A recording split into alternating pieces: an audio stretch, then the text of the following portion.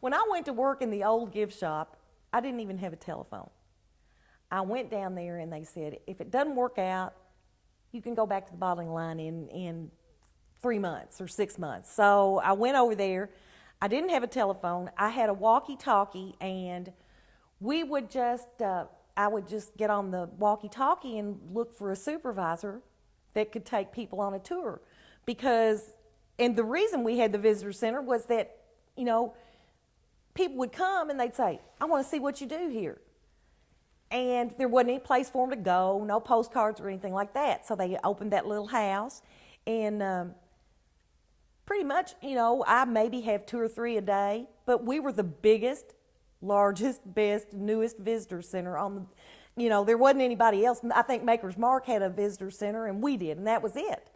So it was really a big to-do. It was a small house, but I would make bourbon brownies. That was my specialty, and that's a memory that I have from my family too, is that we always cooked with a lot of bourbon. Had pecan cake soaked in bourbon, and Ma'am Ripy always had her eggnog, and there were bourbon balls and all that sort of thing. So I was very interested in cooking, so I would fix a homemade snack for any of the visitors that came through, and I think that added a little extra genuine touch to our visitor center. I started out serving brownies about 2 inches big, and by the time I quit, I finally had to quit because I couldn't keep up with the visitors, but they were, you know, maybe a quarter of an inch big.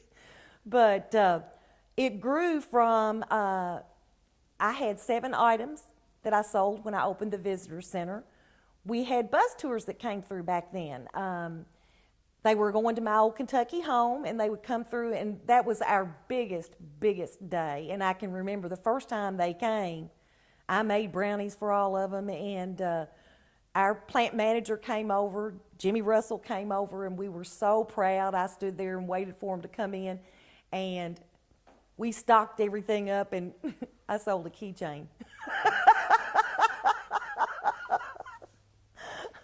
But it got bigger. It got a lot bigger. We started having visitors from Japan. We had a lot of visitors from Japan at one time, and they were really excited about wild turkey. And they used to bring gifts when they would come, and that was pretty nice. I've got some treasured items that they brought when they came. And we started Australia.